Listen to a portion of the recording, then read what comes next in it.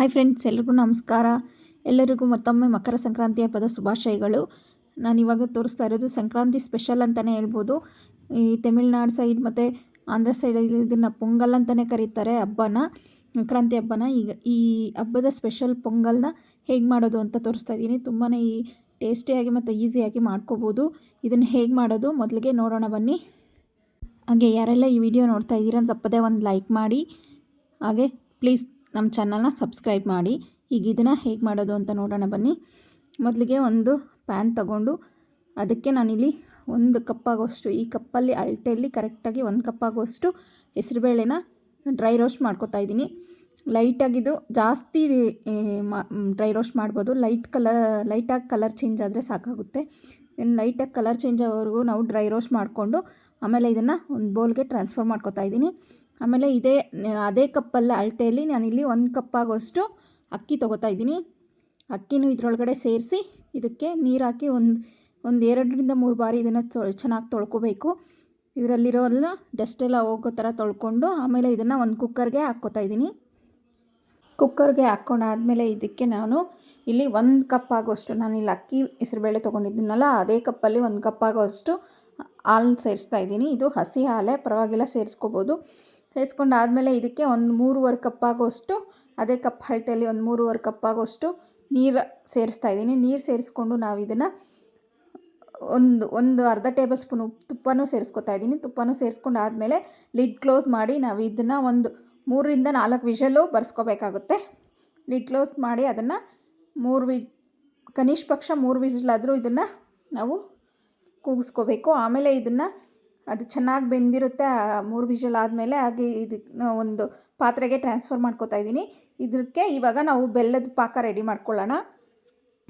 ಇಲ್ಲಿ ಒಂದು ಪ್ಯಾನಲ್ಲಿ ನಾನಿಲ್ಲಿ 1 ಕಪ್ಪು, ನಾವು ಯಾವುದ್ರಲ್ಲಿ ಅಕ್ಕಿ ಮತ್ತು ಹೆಸರುಬೇಳೆ ತೊಗೊಂಡಿದ್ದೀವೋ ಅದ್ರ ಕಪ್ಪಲ್ಲಿ 1 ಕಪ್ಪು ಬೆಲ್ಲ ಮತ್ತು ಒಂದು ಅರ್ಧ ಕಪ್ಪು, ಅದರಲ್ಲೇ ಅರ್ಧ ಕಪ್ ಆಗೋಷ್ಟು ಸಕ್ಕರೆ ತೊಗೊಂಡಿದ್ದೀನಿ. ನಿಮ್ಗೆ ಸಕ್ಕರೆ ಬೇಡ ಅಂದರೆ ಬೆಲ್ಲನೇ ತೊಗೋಬೋದು, ಪರವಾಗಿಲ್ಲ. ಎರಡೂ ಹಾಕ್ಕೊಂಡ್ರೆ ಟೇಸ್ಟ್ ಚೆನ್ನಾಗಿರುತ್ತೆ. ಇದನ್ನು ಚೆನ್ನಾಗಿ ಕರಗಿ ಒಂದೆಳೆ ಪಾಕ ಬರೋವರೆಗೂ ಇದನ್ನು ಚೆನ್ನಾಗಿ ಕರಗಿಸ್ಕೊಂಡು ಇದನ್ನು ನಾವು ಒಂದೆಳೆ ಪಾಕ ಬರೋವರೆಗೂ ನೋಡಿ ಈ ಥರ ತೋರಿಸ್ತಾ ಇದ್ದೀನಿ. ಒಂದೆಳೆ ಪಾಕ ಬರಬೇಕು, ಆ ರೀತಿ ನಾವು ಇದನ್ನು ರೆಡಿ ಮಾಡ್ಕೋಬೇಕಾಗುತ್ತೆ. ನೋಡಿ ಈ ರೀತಿ ಬಂದರೆ ಸಾಕಾಗುತ್ತೆ. ಈಗ ಇದನ್ನು ಆಫ್ ಮಾಡಿ ನಾವು ಪಕ್ಕಕ್ಕೆ ಇಟ್ಕೊಳ್ಳೋಣ.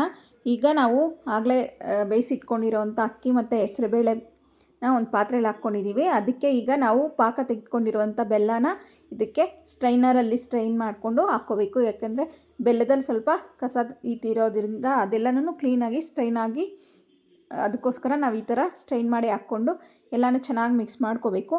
ಆಮೇಲೆ ಇದಕ್ಕೆ ನಾನು 1 ಕಪ್ ಆಗೋಷ್ಟು ಕೊಬ್ಬರಿ ತುರಿನ ಸೇರಿಸ್ತಾ ಇದ್ದೀನಿ. ಕೊಬ್ಬರಿ ತುರಿ ಸೇರಿಸೋದ್ರಿಂದ ಪೊಂಗಲ್ಗೆ ಒಳ್ಳೆ ಟೇಸ್ಟ್ ಬರುತ್ತೆ. ಕೊಬ್ಬರಿ ಸೇರಿಸ್ಕೊಂಡಾದ್ಮೇಲೆ ಇದನ್ನು ಚೆನ್ನಾಗಿ ಮಿಕ್ಸ್ ಮಾಡ್ಕೋಬೇಕು. ಮಿಕ್ಸ್ ಮಾಡಿಕೊಂಡು 1-2 ನಿಮಿಷ ಇದನ್ನು ಹಾಗೆ ಅದನ್ನು ಕುದಿಯೋಕೆ ಬಿಡಬೇಕು. ಆಮೇಲೆ ಇಲ್ಲಿ ನಾವು ಇದಕ್ಕೆ ಸ್ವಲ್ಪ 1-2 ಟೇಬಲ್ ಸ್ಪೂನ್ ಆಗೋಷ್ಟು ತುಪ್ಪ ತೊಗೊಂಡಿದ್ದೀನಿ. ಅದಕ್ಕೆ ನಾವು ಡ್ರೈ ಫ್ರೂಟ್ಸ್ನ ಹಾಕ್ಕೊಂಡು ರೋಸ್ಟ್ ಮಾಡ್ಕೊಳ್ಬೇಕು. ನಿಮ್ಗೆ ಇಷ್ಟ ಬಂದ ಡ್ರೈ ಫ್ರೂಟ್ಸ್ ಹಾಕ್ಕೋಬೋದು. ಇಲ್ಲಿ ನಾನು ಗೋಡಂಬಿ ಮತ್ತು ಬಾದಾಮಿ, 1-2 ಬಾದಾಮಿ, ಒಂದು ಸ್ವಲ್ಪ ಗೋಡಂಬಿ ಮತ್ತು ದ್ರಾಕ್ಷಿನ ಹಾಕ್ಕೊಂಡು ರೋಸ್ಟ್ ಮಾಡ್ಕೊತಾ ಇದ್ದೀನಿ. ಹಾಕ್ಕೊಂಡು ಎಲ್ಲನೂ ಚೆನ್ನಾಗಿ ಅದು ಕಲರ್ ಚೇಂಜ್ ಆಗೋವರೆಗೂ ಚೆನ್ನಾಗಿ ರೋಸ್ಟ್ ಎಲ್ಲ ಹುರಿದಾದ್ಮೇಲೆ ಇದನ್ನು ನಾವು ಮಾಡಿಟ್ಕೊಂಡಿರೋಂಥ ಪೊಂಗಲ್ಗೆ ಇದನ್ನು ಸೇರಿಸ್ಕೋಬೇಕು. ತುಂಬಾ ಟೇಸ್ಟ್ ಚೆನ್ನಾಗಿರುತ್ತೆ. ಇದು ಮತ್ತು ನಾವು ಹಾಕ್ಕೊಂಡಿರೋ ತುಪ್ಪದ ಸಮೇತನ ಎಲ್ಲನೂ ಸೇರಿಸ್ಕೊಂಡು ಚೆನ್ನಾಗಿ ಮಿಕ್ಸ್ ಮಾಡ್ಕೋಬೇಕು. ಮಿಕ್ಸ್ ಮಾಡ್ಕೊಂಡು ಆದಮೇಲೆ 1 ನಿಮಿಷ ಇದನ್ನು ನಾವು ಇದೇ ರೀತಿ ಮಿಕ್ಸ್ ಮಾಡಿಕೊಂಡು ಕುದಿಸ್ಕೋಬೇಕಾಗುತ್ತೆ. ಇದರಲ್ಲಿ ಇರೋ ತುಪ್ಪದ ಫ್ಲೇವರ್ ಎಲ್ಲ ಚೆನ್ನಾಗಿ ಮಿಕ್ಸ್ ಆದಮೇಲೆ ಇದಕ್ಕೆ ಒಂದು 2 ಚಿಟಿಕೆ ಅಷ್ಟು ಏಲಕ್ಕಿ ಪುಡಿನ ಸೇರಿಸ್ತಾ ಇದ್ದೀನಿ. ಏಲಕ್ಕಿ ಪುಡಿ ಒಳ್ಳೆ ಫ್ಲೇವರ್ ಕೊಡುತ್ತೆ ಇದಕ್ಕೂ, ಪೊಂಗಲ್ಗೆ ತುಂಬ ಟೇಸ್ಟ್ ಚೆನ್ನಾಗಿರುತ್ತೆ. ಮತ್ತು ನಿಮ್ಮ ಹತ್ರ ಇದ್ದರೆ ಶುಂಠಿ ಪುಡಿ ಸ್ವಲ್ಪ ಅರ್ಧ ಟೀ ಸ್ಪೂನ್ ಆಗೋಷ್ಟು ಶುಂಠಿ ಪುಡಿ ಸಹ ಸೇರಿಸ್ಕೋಬೋದು. ತುಂಬ ಟೇಸ್ಟ್ ಚೆನ್ನಾಗಿ ಕೊಡುತ್ತೆ. ಶುಂಠಿ ಪುಡಿ ಇದ್ದರೆ ಹಾಕ್ಕೊಳ್ಳಿ. ಇವಾಗ ನಮಗೆ ಪೊಂಗಲ್ ರೆಡಿಯಾಗಿದೆ. ತುಂಬ ಟೇಸ್ಟ್ ಸೂಪರಾಗಿದೆ.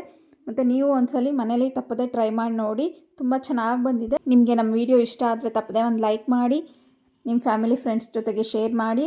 ಹಾಗೆ ಮತ್ತಷ್ಟು ಈಸಿ ಮತ್ತು ಟೇಸ್ಟಿ ರೆಸಿಪೀಸ್ಗೋಸ್ಕರ ನಮ್ಮ ಯಶು ಪಾಕಶಾಲೆ ಚಾನಲ್ನ ತಪ್ಪದೇ ಸಬ್ಸ್ಕ್ರೈಬ್ ಮಾಡಿ.